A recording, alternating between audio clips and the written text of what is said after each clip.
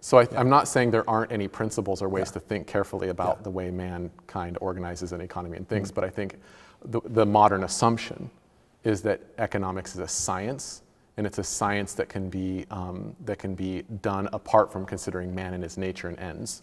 Okay. Right? And it sort of can be divorced from morality and obviously divorced from religion. And it can be just its own autonomous, independent science. Right? And I think in our day and age, because of the way what we think about science, we have a kind of cultural assumption that science is an authority of knowledge. So one way we might think of it is science is the paradigm for truth and rationality. That view sometimes is called scientism, right? It's a view about knowledge. And I think the view of economics that comes out of the modern era, right, is, I would call it economism. The idea that this science is the paradigm of truth and rationality in how we should think about economics. So would you say that, to me it sounds like that naturally would exclude philosophy? Yes, exclude and morality and religion. And theology. Yes, it's its own independent society. Yeah. So I want to know this now, bro, is how is economy a science? Right, so not scientism, not something that has a paradigm and for truth and rationality in a certain domain, call it economics. Okay. But how is it scientific? Yeah. Right, because we can generalize, right, behaviors of man and understand certain general things about how he behaves. Right, so think about if I'm going to do science about a honeybee, right? I need to have as universal knowledge as I can about a honeybee. So I study honeybees in Russia, honeybees in Italy, honeybees in South America. I study honeybees wherever they are, and I get all the books about honeybees from 200 years ago, right? And I get all that information to come up with generalizations about honeybees. That's science, right?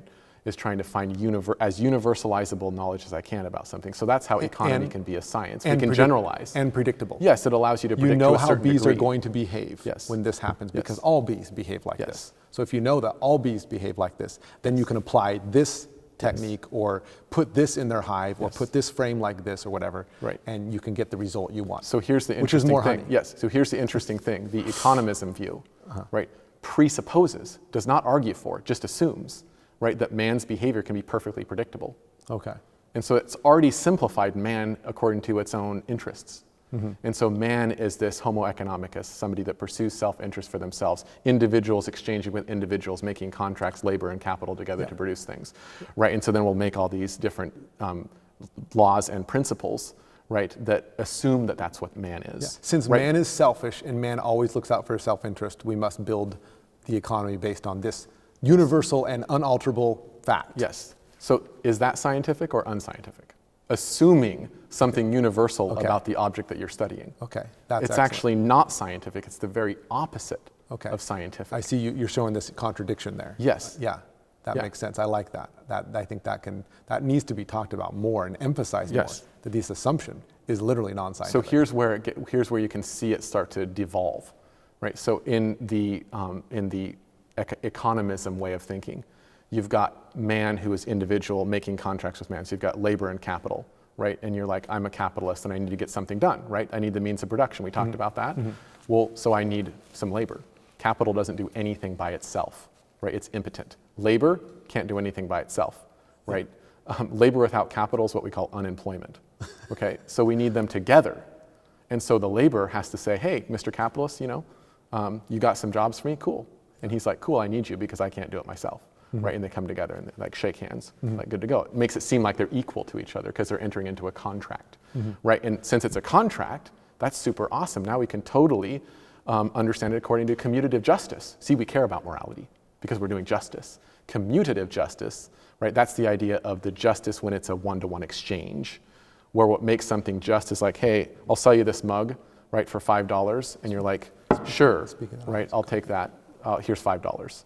The worth of this, right? Cheers. That the worth of this is $5, and you give me the note, and that's $5. Okay, that's commutative justice. Because it's equal. Yeah, I give you this for that, and we think it's equal because we agreed. Yes, and so the economism thing wants justice to be only that kind of justice because it can mathematically compute equalities. Okay. Right? But what if human society is such that there's a lot of things that we do together jointly, where I can't just attribute it to one person doing a job, right? But we do joint things together in complicated ways to produce goods, common good, right? Okay. Okay. So then we have a different idea. Different people have more contributions than other people because their talents might be different, right? Or their role might be different as a leader or something. And so then if I'm trying to think about, well, what does this person deserve as opposed to this person? Suppose you have here's an example, right? A kind of justice that's real, that's ignored by the economismists, if I can use that idea. That awful neologism. So you've got a war hero comes back, right? And the government awards him certain things because he fought in a war and helped defend our country. Right, which makes sense. Yeah. And so he gives them, let's say, a plot of land, and actually they took, let's say, a little bit from a farmer, just a little corner of his land to give to this other guy, right? Because of what he deserved. If all there was equality, that's totally unequal. That's not right. But we might think, well, this guy, this soldier, might deserve a little bit more than this other guy because of what he did for the common good. Yeah, he defended our country or whatever. And so there needs to be a way to award people according to their merit in relationship to the common good, what they've contributed to the common good. And then you have different figures, right? Have different, you can't predict they deserve that. different things. You can't predict you can't that put it perfectly in a formula. scientifically. No. Yeah.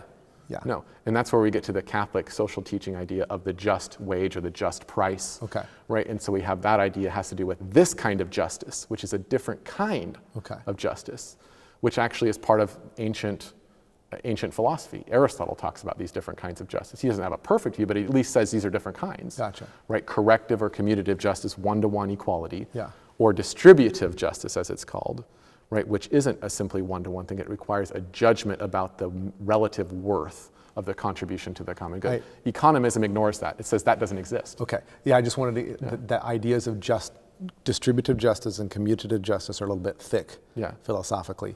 I think I get it basically, and I read the Four Cardinal Virtues with Pieper, so I get that a little bit.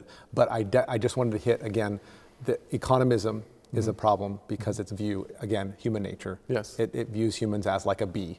I like your analogy. If we know everything about how humans behave, they're always acting in their self-interest, then we can design a system that can completely predict human behavior, thus making the economy scientific.